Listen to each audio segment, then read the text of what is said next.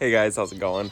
We're going to be doing a little tiny bit of gardening today, and then I also wanted to show you guys a problem that we're having in the garden. We have been dealing with gophers and moles so badly this year. It's just been exhausting. And so we had ordered some sound strip things that you like put into the ground, and I guess the like frequency repels them. They're not here today, but I wanted to show you guys the damage. The thingies should be here tomorrow, and then I'll come back on here and I will put them in the ground when they get here. But it has been so bad.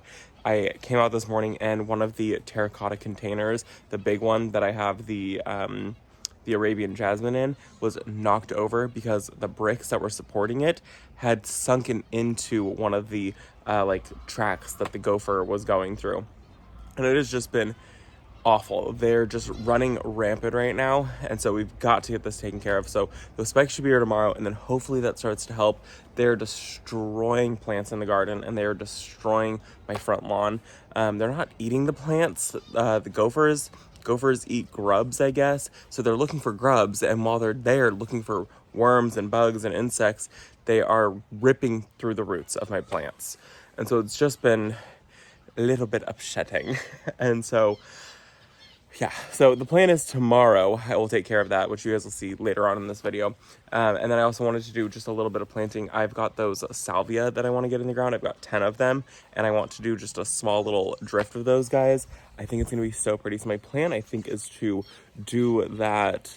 I was thinking over by where I just put the grasses, but now I'm thinking that I might need to not do that. Why do I do this? You think I would plan my life better. Now I'm thinking that they need to go in this bed. That's initially where I thought they would go, and then I was looking at it and I was like, I don't know. Anyways, let me show you guys the salvia, and let me show you the damage, and then I'll show you the salvia because it's rough. Also wanted to give an update on this back area. Look at my sad little gorilla cart. It's on its last leg. We have put that thing through the ringer. That was the more affordable one, and then we do have the bigger one right back there that we use all the time. Had lots of questions about the back area. As you can see, all of the lawn is dying back here.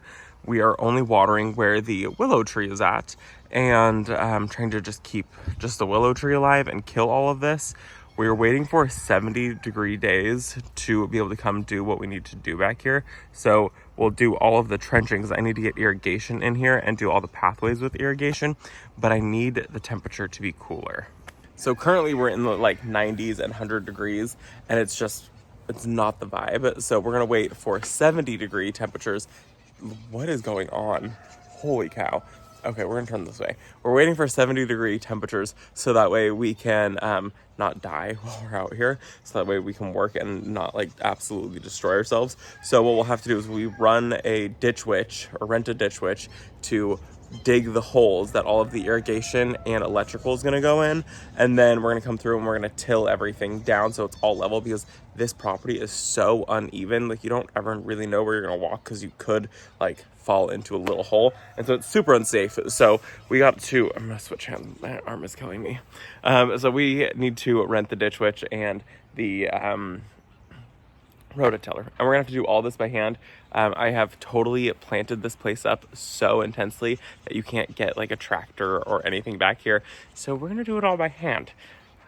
I should have done this before I did the planting, but I didn't, so it's fine. So we're just waiting for cooler temperatures because I have had a few questions like, we ripped out the sidewalk, what are we doing now, why are you still planting?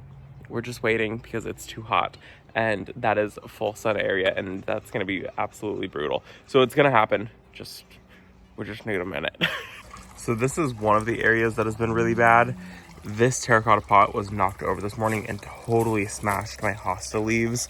And there's a giant mound right here. It's hard because you can't really see on camera, but see how it's kind of mounded up? So all of this is mounded up, just coming through. That brick was sunken into the ground. You can see it still has a lean to it because he was there, and he's like destroyed all of that area. He's also been running through here. So I'll show you guys. Look at this. See how much I can push that down? Look at that. So I do this every day for the last week now. I push all of this down. And he just runs through this area so you can see exactly where he goes. Follows this all along. He usually comes down here and then he zips back there and comes around, and he literally follows where the soil is wet. And it's just been really frustrating. Look at this. Isn't that wild? And you can see this is our front lawn area. He takes these pathways through the lawn and it's just absolute mush here because of that. So he's coming through and just destroying the lawn, looking for grubs. There are little mounds of dirt through all of the rockways right here. You can see it kind of spills over on the pathway. So he's just destroying absolutely everything. So we're gonna put a couple of these spikes in the ground. You can see like dirt is piling up along the border here because of him. So it's been really unfortunate, and we need to get that taken care of. Hopefully those will be here and hopefully those work and we stop dealing with this. We're gonna put a couple in the front yard, couple in the side yard, couple in the backyard, because they're running just absolutely rampant. And I've talked to a couple of the other neighbors and they've all said that they're having the exact same issue. So even if we got them and disposed of them, it wouldn't matter. There are so many of them in our area right now that we got to find some way to just keep them off the property. And so I'm hoping that these work. Fingers crossed. So these are the salvia that I have. These are called Back to the Fuchsia, and they look really sad right now. I already deadheaded this one. And they look really sad because they came from a beautiful climate and then they came here to 112 degree temperatures, and they didn't love that. Like when we were in Fort Bragg, it was 112 degrees and they weren't very thrilled with that temperature. So they look a little sad. They looked a lot better when I got them. And then they got hit with shock, which is expected. So I have 10 of these guys. They get about 24 inches tall and wide, and they are hardy in zones 3 through 8. They are supposed to be a big hummingbird attractor, which if I know salvias, which we have a few salvias, that they are definitely big hummingbird attractors. They also attract butterflies, which I'm really excited about. Anything that attracts butterflies and hummingbirds, I'm all for. They're supposed to be blooming in late spring and early summer. And then I think you can get like another flush later in the summer, but I think that these guys were for show, so they bloomed super early.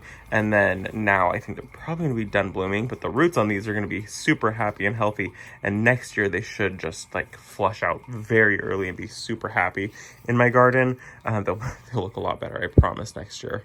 So these are pretty big plants and they are full sun lovers. So we want to make sure that we get them in an area that has as much sun as possible. And so where they're going to go, they're going to be able to get a ton of sun. They're going to go by the Apple espalier, and they're going to be more a kind of a border plant, if that makes sense. I'm going to do probably like one row and then maybe like half of a row behind them, just to kind of get like a big impact of these.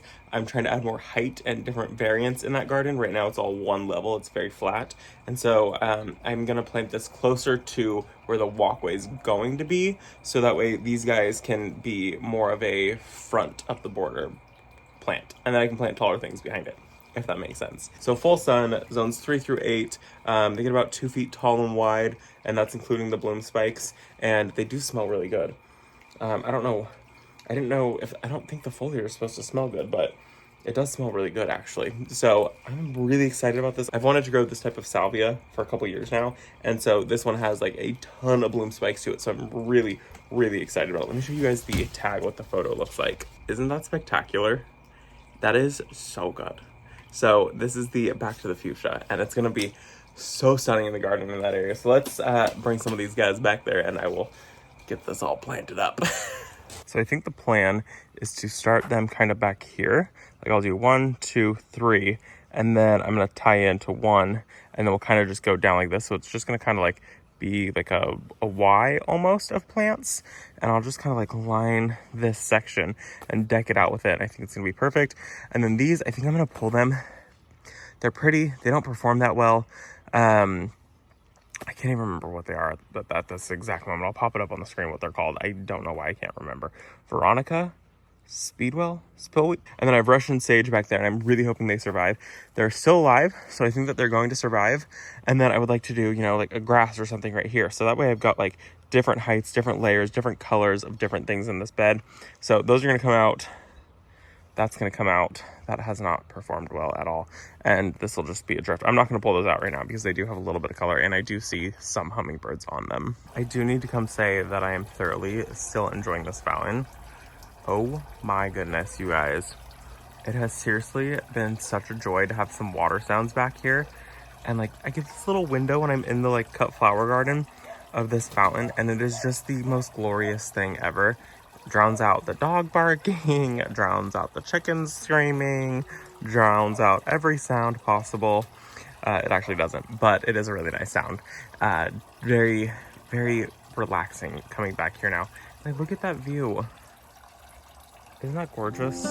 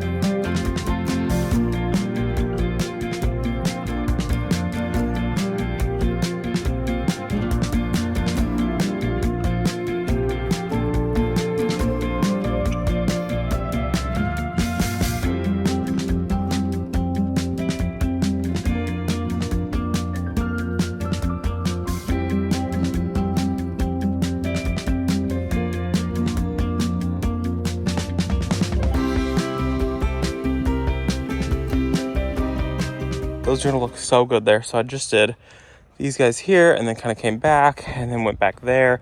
So I went in with 1, 2, 3, 4, 5, 6, 7 of them. I have one more left over, and that's gonna go over to my friend Amy's house. I thought I could do one more there, but I think I'd rather share these. 7 of them is plenty enough anyways. These are gonna be so beautiful once these bloom spikes fill in, and it's just gonna be so gorgeous.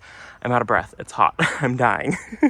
Even though I did set up the entire umbrella, it's still hot in this area, but these are going to love this spot. I am gonna leave the umbrella up for the rest of the day, just so they can get acclimated. I'm expecting them to wilt, and then I'm expecting them to come right back this evening. I'm not gonna water these guys in. The ground was pretty saturated. You can see the soil that I pulled out was all of this compared to like this. So the soil here was pretty wet, so I'm not gonna water these guys in at all, and they should be okay, but I'm really excited to see just kind of this like random pattern of plants. So I think it's gonna be really gorgeous. I've got peonies there. Like I said, those guys are gonna go, and I will plant something a little bit taller than these guys right there. So now we're just gonna wait for tomorrow when those little gopher things show up, and we're gonna go ahead and get those in the ground. I have some ones that are plug-in, and I have some ones that are solar powered. So we're gonna try the combination of both of those. They came. Ta-da! So I picked up, well, Brent ordered these off of Amazon. I'm gonna link both of them below. So there are some solar powered ones, which are these guys right here, and they go into the ground and they make like a frequency that I guess really bothers the animal. And so they won't stay in your yard, or they won't come to your yard. So this is for like moles, voles, gophers, and groundhogs. So if you deal with any of those, which we deal with gophers and we deal with moles. And basically what you do is, this thing is solar powered right here, and then I gotta turn it on. Oh, that's awful. Does it do that sound all the time? What is happening?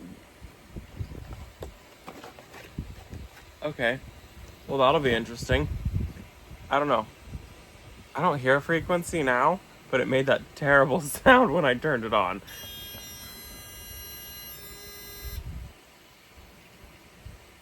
Oh my god. Okay, I swear if this just makes that sound constantly, I'm probably gonna lose it.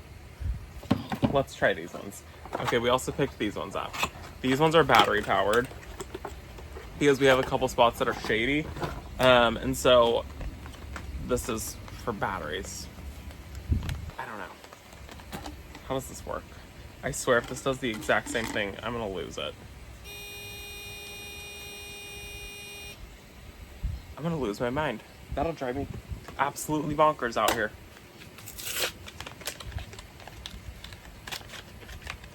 Which is crazy because it had so many good reviews.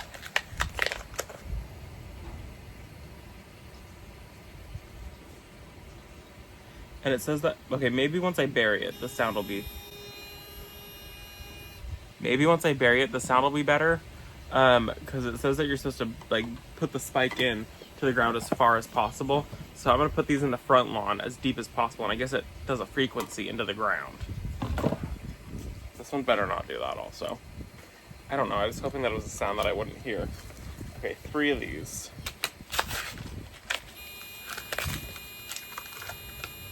I hate that. Oh! That's worse! What the heck? You guys are gonna hear this in every single video now. What? It sounds like a little car horn. Okay, let's try this. I mean, if it works, great. If it doesn't work, this is just gonna be so incredibly annoying.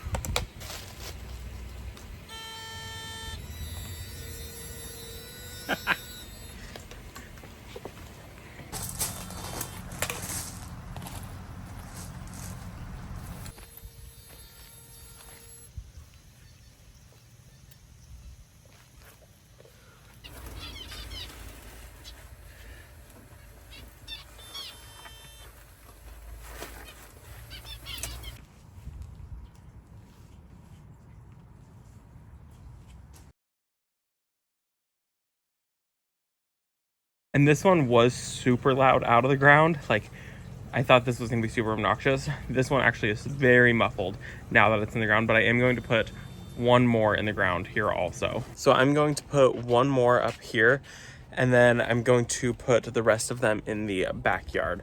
I don't think they're that bad once they're actually in the ground. I'm not going to close the gate. Once they're in the ground, they're not bad at all, but when they are in the ground, or when they're not in the ground, they're just absolutely awful. So once it's in the ground, it's actually much, much quieter. And I think it won't annoy me nearly as much as it does out of the ground. So I think I'm gonna go ahead and put the rest of these around the property, and I think that they should work pretty nicely. Well, that was incredibly easy. I do think that these ones are going to work a bit better. We're dealing with them really badly in this side of the property, and we're also dealing with them in the finch aviary, so that's where I put them. One on that side, one on the other. One of these treats up to 7,500 square feet per stake. We'll see about that. I did kind of double up in some areas. So like these small ones, these ones right here, it doesn't even say how much square footage these ones repel, so we'll see. These ones I do think are going to work better. They treat more of an area. They were bigger, they were louder. And both of these, once I got them in the ground and I got them sunk in, you could barely hear them. You could hear something, but it more sounded like a fly than anything. So while it's kind of annoying, I don't think it's gonna be the end of the world, especially if it takes care of this problem. So I will report back to you guys in probably a week's time how this went. We are still seeing daily activity.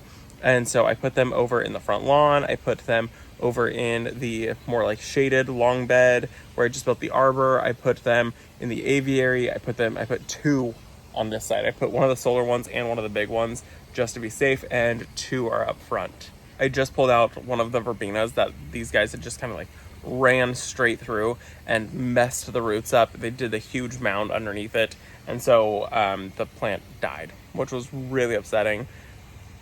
I mean, it's not that upsetting, but it is upsetting. It's annoying. And they've destroyed my coleus. They've destroyed some begonias. They're destroying our front lawn. So I'm really hoping that these work. We shall see. Either way, it was a good couple days. I got those salvia planted, and these things finally came in, which just fingers crossed for me. If you guys have any other remedies that do work, please let me know, because we're trying to not trap and do mean things to these guys, but also I don't want them on my property. And I know that a lot of the other neighbors are dealing with the same issue. So I know that even if we trapped and disposed of them, that it wouldn't even matter, because there are so many in this area. So yeah, I hope that you guys enjoyed the video. Thank you guys for coming along with me to plant the salvia. I cannot wait to see those bloom. That is going to be so gorgeous. It would be crazy if I got a flush of blooms this year. Anyways, thanks for visiting our garden, and I'll see you in the next one. Bye guys.